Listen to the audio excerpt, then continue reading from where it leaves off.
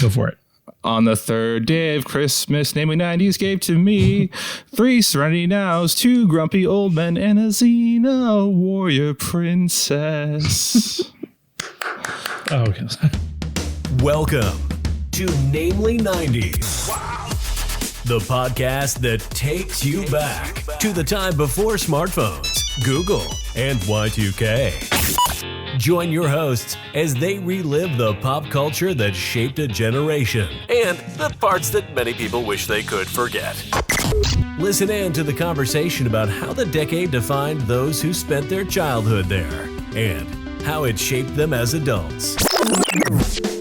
So, turn down the grunge and dial up the internet. Let's get started. It's time for Namely 90s. All right, thank you for joining us. This is Namely 90s. As usual, I'm Andrew. Over there we have Brandon. That's me. And you can find us online at namely90s.com or on Twitter at namely90s. That's with the 90s. And today we have a special guest joining us on our third day of the holiday special. Let's shoot it over to Brandon for an introduction. Yeah, today on our special guests of Christmas, happy Festivus, everyone. We have Ms. Kathy Kenzora from History of the 90s, a excellent podcast going over the history of the 90s. You travel back in time through the stories that defined a decade. Kathy, do you want to tell us about your podcast? Sure.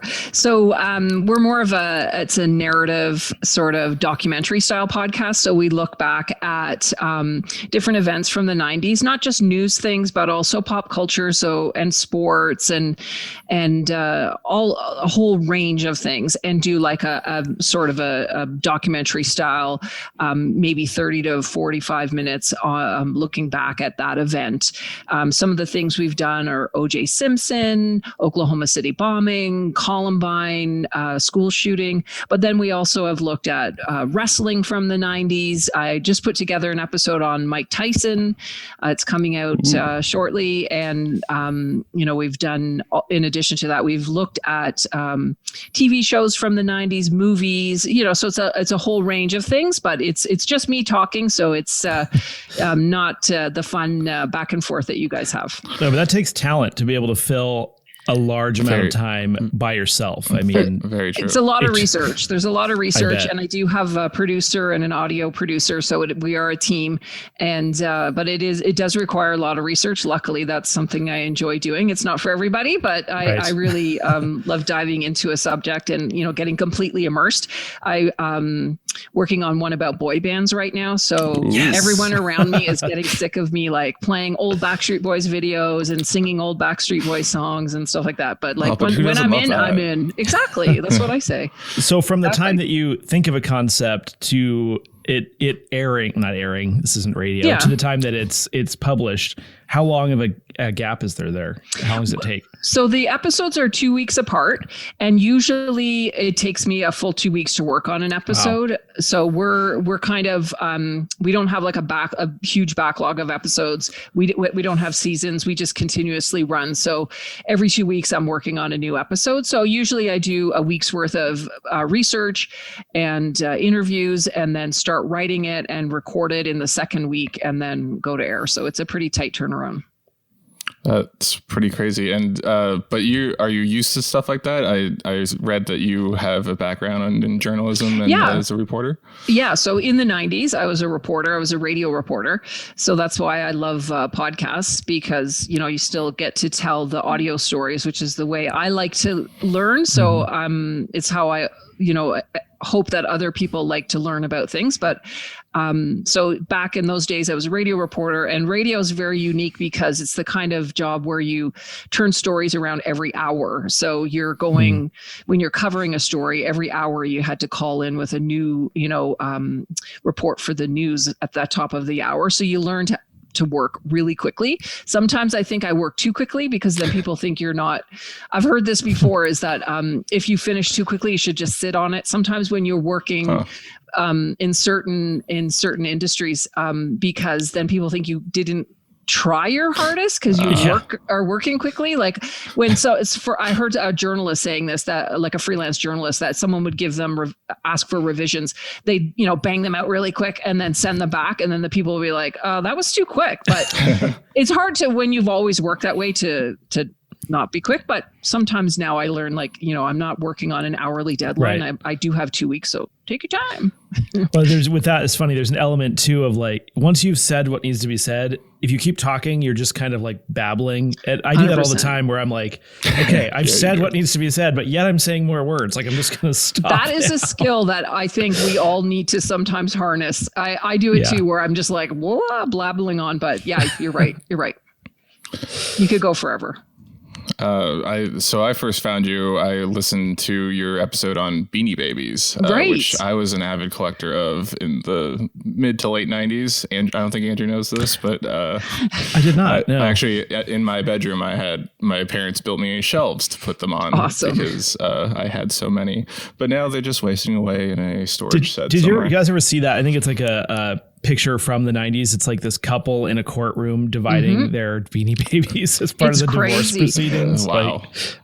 Yeah, no, there's a good documentary about an actor who, from a soap opera, I believe, who invested like all his money, thinking that was how he would invest his money, was into, very special Beanie Babies, and thinking it would help put his kids through college. And that didn't work out. Yeah, his son made a documentary about it. I can't remember the name of it, but it's quite fascinating because My Dad Spent My Inheritance. Is that the title? Basically, I think it's something very similar to that, but that's exactly what happened. So yeah, I mean the comic boom in the 90s bottomed out, and Beanie Babies. Yeah. But the interesting thing about Beanie Babies is they believe that they are what helped eBay get its start. Right, yes. Because that was one of the first things that people were buying and selling on eBay. And it showed people that, I can trust, which seems so funny now because like especially during lockdown, I don't know where you guys are, but we're in a lockdown right now. We can't go shopping. So all Christmas shopping is online. Can you imagine? Back then people were so scared of like, I don't know. And one thing led to another, and now Elon Musk just sent people into space. There you go. I guess that people bought Beanie Babies on eBay in the 90s, and no, he was with PayPal, wasn't he? Yeah. I feel like he was PayPal. I think he was PayPal. But now they're like intertwined. They basically used PayPal. So before we forget, I want to make sure, where can people find you on social, and where can they listen to your podcast? Yes. So we're available on all your usual streaming platforms, Spotify, and Apple Podcasts. History of the 90s, it's called. And I'm also on Facebook, Twitter, Instagram, and I do not know the handles of any of those off the top of my head. But if you type in history of the 90s, I'm sure you'll find it. Oh yeah, yes. I know for a fact that the Twitter handle is at 90s history or 1990s history. Yes. Yeah. That's with the numbers. That's a good one. Yeah. With the numbers. Yeah, you have to specify because it gets confusing. I should know them all, but I don't. No, it's fine. Because they're all slightly different. Sure. That's got to be hard. So we asked you to come on. I know everyone heard the Serenity Nows in the intro, but we're actually not talking about that episode. We're actually talking about the actual holiday episode of season 9 of Seinfeld today. We thought we had started off by asking, what does everyone remember about Seinfeld? Ooh. Seinfeld in general? Or Christmas Seinfeld.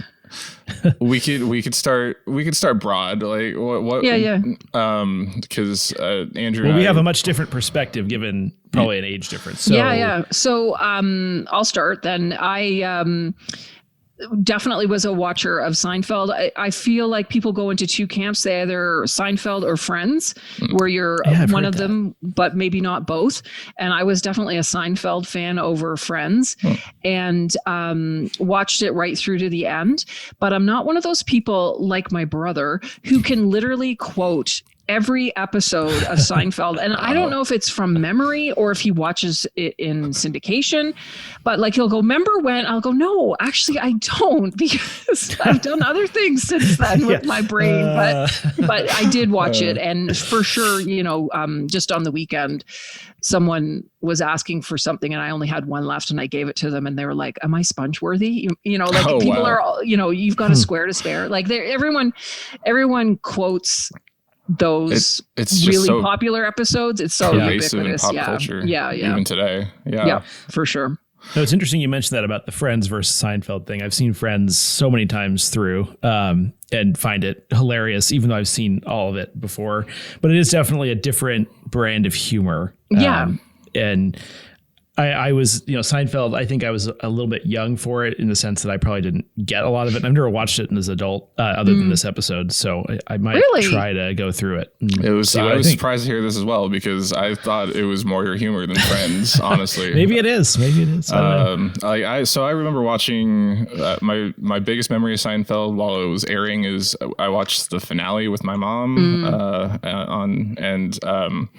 I didn't really get all the callbacks in that episode at the time because I think I was maybe 9, but I just remember it was a big deal, and it was like they went out while they were still on top. I think they were averaging 20 million views or higher for the last 3 seasons, and just like random tidbits in my head. I remember like the Two-Face, which was in the episode that we saw, Summer of George, Jerry falling in love with a female version of himself, obviously Shrinkage,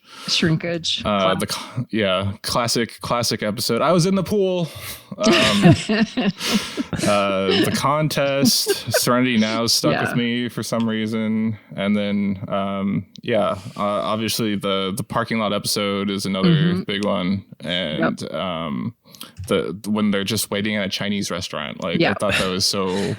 I'm surprised with how much content there is. It was only 9 seasons, and with how major of a show it was. Yeah. Like I never really looked into it, but I would have thought it had run longer than 9 seasons. And there's probably Andrew, lots of things you haven't watched it, but you probably don't even realize people are quoting it when they're saying it, because there's so many things in our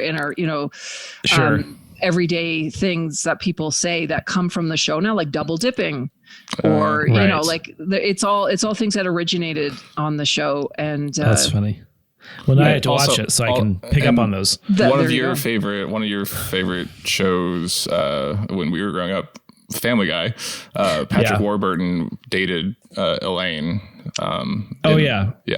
So like on the show, he was one of the characters on the show. So in Family Guy, he plays one of the friends of Peter Griffin, but in Seinfeld, he played Elaine's boyfriend in one of the earlier seasons. Oh, okay, cool. Or middle seasons, I think. Okay. So just that low booming voice. Hello. Like there were a lot. If you look back too, that's the other thing. If you look at Seinfeld, you'll see there's a lot of people on there that you'd recognize who later became famous in other roles. Yeah, it was funny. We just did ER, and that was like the theme. Everyone who's anybody now was in ER at some point. I guess the same is probably true of Seinfeld. Oh my God, I loved ER as a sidebar. Yes. So my favorite. See, that was the one that I slept on. I've seen maybe 10 episodes. It's great, but I just haven't gotten into Sometimes it just doesn't hit at the right time for you, right? And special plug for tomorrow's episode, we're going to talk about ER. Oh, nice. That's great. But yeah, so a bunch of guest star or a bunch of random celebrities now that weren't so big back then appearing in Seinfeld. That's a good segue because it is. Literally the first scene is at Bryan Cranston's Hanukkah party. Right. I know. I was like, is that? I know. Yeah, that was pre Malcolm in the Middle too, I believe. Well, yeah. Yeah, I'm not sure. But post his appearance on Power Rangers. Oh, he was. he was a voice for some of the villains. That's so perfect. That was a previous character, was it not? The dentist that converted to Judaism so he can make Jewish jokes. Oh my gosh. Yeah. See, it's your kind of humor, Andrew. I'm telling you. I was watching it, and I feel like some of it hasn't aged well, just like all those other shows around that, like Friends. Oh boy, lots of like homophobia and just like Friends is boy. actually like, not to be too mean, but it's terrible. Like there's a lot of like fat shaming, slut shaming. Like it's not. Yeah, it hasn't aged well. But you don't see many like it. fat suits on TV anymore. I feel that's probably a good thing. But they did the fat suit gag a lot on that show. I mean, that was the height of the Nutty Professor era. Fat suits, I believe. But yeah, some not so kosher topics in this episode, like so just the Two-Face thing on like judging a woman by her appearance. That was actually a really bizarre part of the episode. It was weird. Yeah, it was weird. Because it didn't hit me as funny, and it was also kind of like, how would that happen? It's a little demeaning. And then is she the same just contours actress? Terribly, or is it's a different actress, right? Yeah. I don't even know. I think it was the same actress. I think because like in the dark shots, she would like pout her lips and kind of like suck her cheeks in. But I didn't know how she changed in the car. Like in one shot, like she had makeup on, and the other one she didn't. It was really confusing. I think they were implying that lighting really affected how she looked. But yeah, and obviously they saw the terrible Batman movie with Jim Carrey and Tommy Lee Jones as Two-Face, because they're like, although I guess Jerry Seinfeld's a big like comic book nerd. He did all those American Express commercials with Superman. Yeah, and on one of his stand-up shows, specials, recent one on Netflix, he recreates some of his favorite things behind him on the stage, and he has something Superman there as well that people noticed, because I think he's a big Superman fan.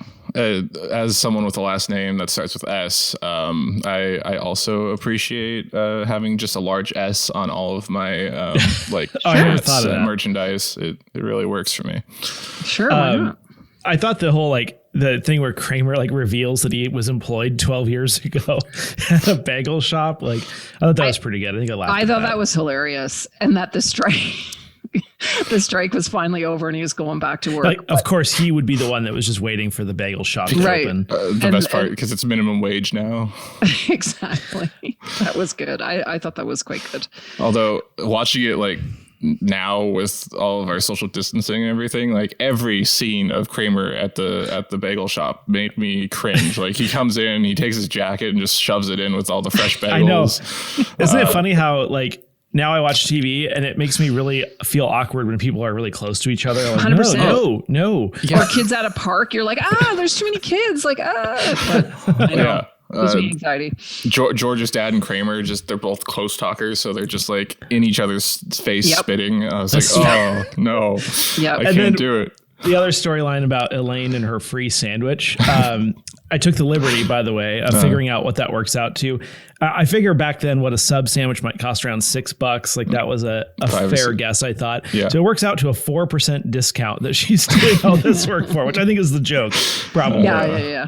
But I wondered if that whole concept of the, getting your card stamped, if that was kind of a new concept at that point, because it felt like the way they described it, that everyone was like, what do you mean? Your card for what? Now you get, everywhere you go, you get one of those kind of rewards cards, right? Loyalty cards. So they could track you through your email. 100%. Now they know how many coffees I buy in a day. I try to go to different places, so they think, what is she doing? Why is she driving all over to get her coffee? But so it felt like that was maybe a bit of a timestamp on the episode that it was a new concept, which I thought was kind of cool when you see that. It's in that context. That's brilliant. But and they were terrible sandwiches too. That's the best part. That marketing gimmick got her to do it. Yeah.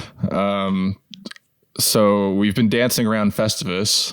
Yes. Apparently they don't dance around the Festivus pole. They have feats of strength. Yep. My favorite part of Festivus is the airing of grievances, which honestly is like what Thanksgiving and Christmas ultimately deteriorate into. So it's nice that we get it out of the way early.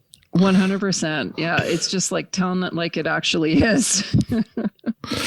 And then just like Kramer's all about it, and then wait, we didn't even talk about George's fake charity, human fund. Yes. The human fund.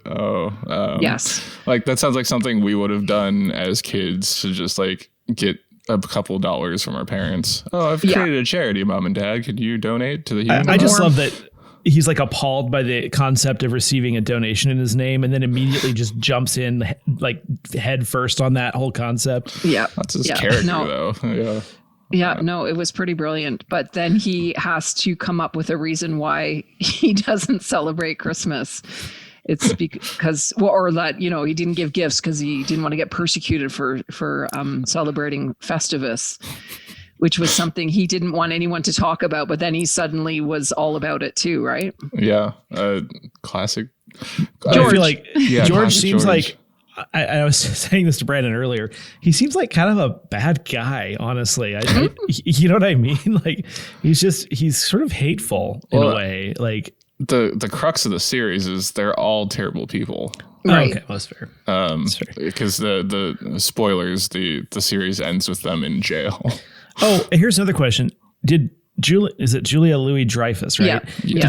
Was she recovering from a cold, or does she just sound that way? I think it sounded to me like she had a cold in that I was episode thinking, too. Yeah. I was like, I thought so too. She did sound a bit nasally. Yeah. Just curious. I just didn't know. Yeah. So the Festivus poll, though, it reminded me when I was watching it, there was a family in my neighborhood when I grew up 2 doors down, and the parents, for some reason, were very anti-Christmas. So the father was a carpenter, and he built a wood tree. Like it was literally like a 2x4 with like a couple of things coming, like a couple of more pieces of wood coming out. And that's all they ever had. Oof. And it just reminds me of the Festivus poll because I felt so sorry for those kids. They were my neighbors. And I because we'd go to their house, they'd come to our house, and we'd have this big Christmas tree with all these gifts under it and lights. And I'd go over and they'd have this little like 2x4 on a stand with holes and no presents, right? So then I started thinking like maybe, they were into the Festivus thing before Festivus was Festivus. I don't know. That would be really interesting to see, like if this episode reaches out to people that experienced life similar. Growing up like that. Yeah. No, because I guess maybe you looked this up when you were researching for the episode, but did you see that it was based on the writer of that episode? His father had actually created a holiday called Festivus. That's amazing. No, I've missed that one. Yeah. So he was actually the father, much like George's father in the episode, is tired of commercialism and, everything that goes along with Christmas. So he invented a holiday called Festivus that he, half jokingly, half serious, had his family celebrate. The Festivus poll, though, I believe was something they invented for the episode. They didn't actually have that. But so one of the writers on Seinfeld, who went on to write for a couple of other shows I can't think of, but he also wrote on the Drew Carey show.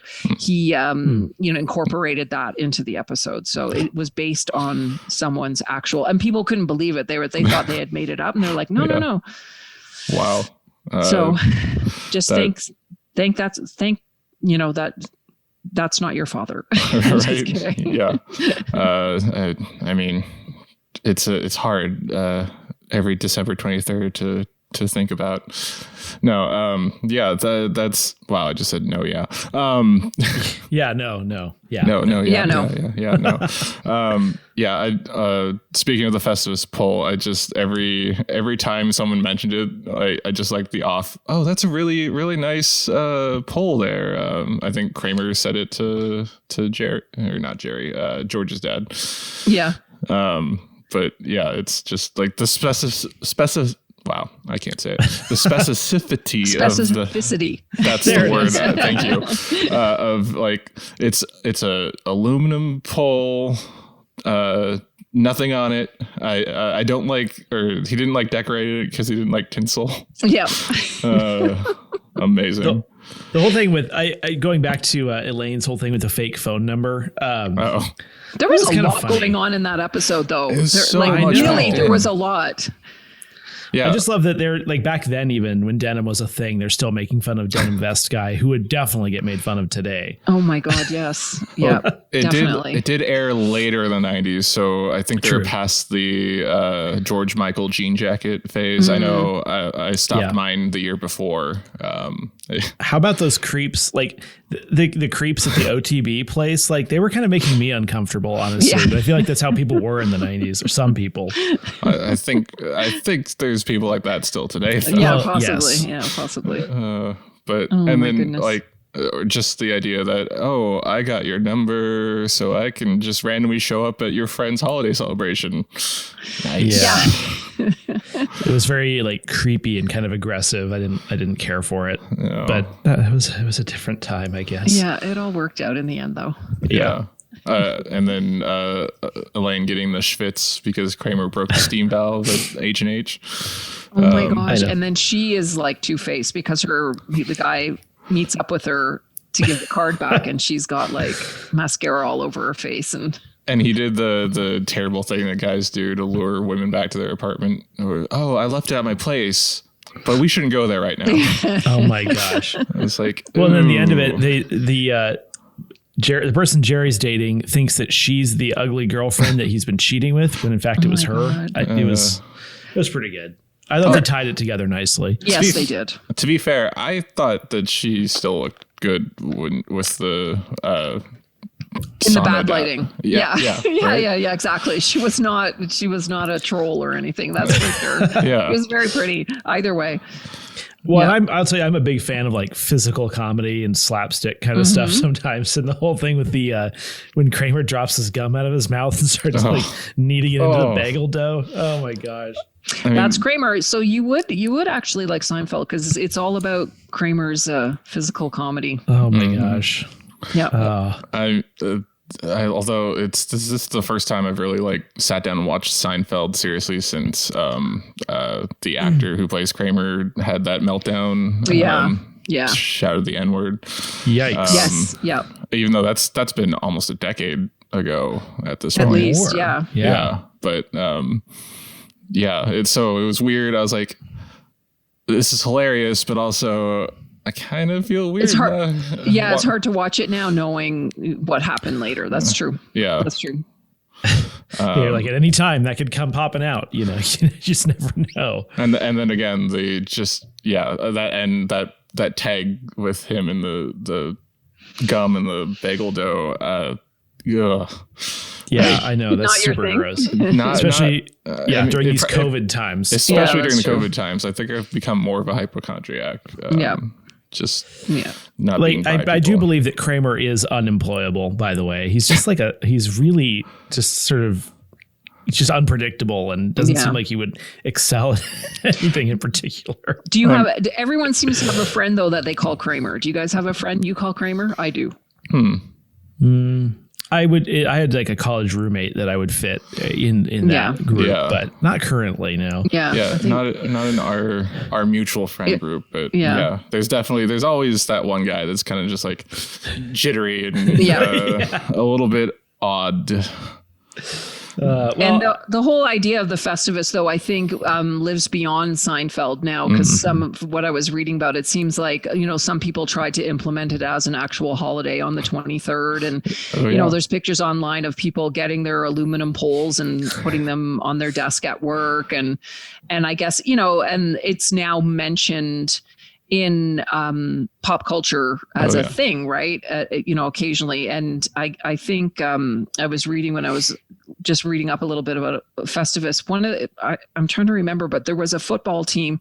Oh, it was, I believe it's, I'm just looking it up now, but there was a football team where the coach said you weren't allowed to talk about playoffs. You weren't allowed to say the word playoffs during playoffs because it would be a jinx. So they called it Festivus. And if they got to Super Bowl, it was Festivus Maximus is what they ended up calling it. That's amazing. Yeah. Oh, it's the Baltimore Ravens. Oh. So during the 2000 Super Bowl, the head coach, Brian Billick, had said, it's super, for superstitious reasons, we can't say the word playoffs. So they all used the word Festivus instead. So it's just funny how it shows up.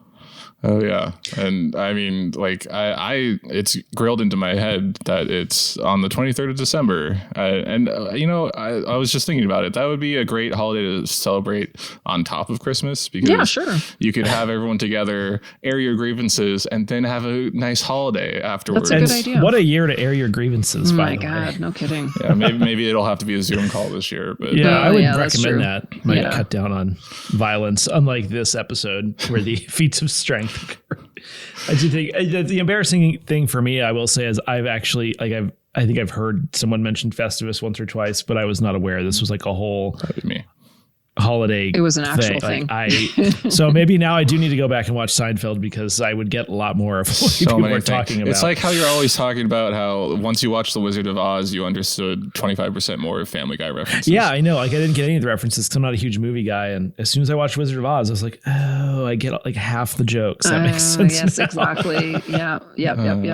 Yeah. No, there's a lot in Seinfeld for sure. And if you want a good place to start, we did an episode on stand-up comedians who got their own sitcoms in the 90s. And so obviously Seinfeld was a big one, but there's like Roseanne Barr, there's a whole Drew Carey. But in the episode, we talk about Seinfeld and the creation of Seinfeld and some of the, the better episodes and the finale and whatnot. So if you want a little bit of a primer on Seinfeld, go back and listen to our... it looks like the August 18th and September 1st episodes from this year, two-part. Stand Up to Sitcom, it was called, because that was a big thing in the 90s to find a stand-up comedian and turn them into a sitcom. For her. Well, as Brandon knows, I'm a huge fan of Roseanne.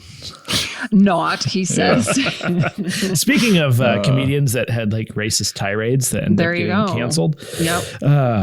Sorry. But the one I do still like and I still find funny is Ray Romano. Yeah. Do you like him? I mean, I don't think I've seen anything other than Everybody Loves Raymond. Yeah. What about Tim Allen? He's on. Not a fan. I was never a fan of that show. I do not find it funny. I don't like the growling noise he makes all the time, or barking, whatever it is that he does, his trademark. Well, he does not reprise that thing in the new show. It's isn't it the same show? Yeah. Like, isn't it literally the same show? Yeah, I believe that think it so. might be. But I do like Ray Romano, I have to say. And I think he's quite funny. I mean, that entire cast is pretty talented. Yeah, true. Yeah, for sure. Wow. Any other thoughts on Seinfeld before we wrap it up here? No. Was it? I'm just curious. Do you know? Was that the only Christmas episode they did? I don't think there was another one. Yeah, not that I can't think of one, but the Festivus for sure was. Which is weird that they made it to the last season and then they decided to do a holiday episode. Yeah, but that one I think stands the test of time because of the Festivus. So. Oh yeah. It was they waited, but they did a good one, so that's good. Yeah. What more can be said? Yeah, so that's it for this holiday edition of Namely 90s. Thank you to Kathy from History of the 90. Wow, I'm getting your Twitter handle confused with your podcast. Thank you to Kathy Kenzora of History of the 90s. And can you let our listeners know where to find you? Yeah, so you can listen to the podcast on all your regular streaming services. We're on Apple Podcasts, Spotify, Google Podcasts, and also at curiouscast.ca because History of the 90s is part of the Curious Cast podcast network. We're in Canada, cool. Proud Canadian podcast, and so you can find it there too. Awesome. Great. And you can find Andrew and I on Twitter at namely90s with a 90s, or find our personal accounts at bschwitty and at namelyandrew and wish us a merry happy. You can also contact us through our website, namely90s.com. Please subscribe to us on Apple Podcasts, Stitcher, Google Play, Spotify, YouTube, Festivus, Deezer, TuneIn, iHeartRadio, and wherever you get your podcasts at. I'm Brandon. That's Andrew. Thank you so much, Kathy, for coming on. Yes, thank you again. My pleasure. It was fun. That's awesome. And Andrew and I, will catch you tomorrow. Merry Christmas. Happy Festivus. Happy Festivus.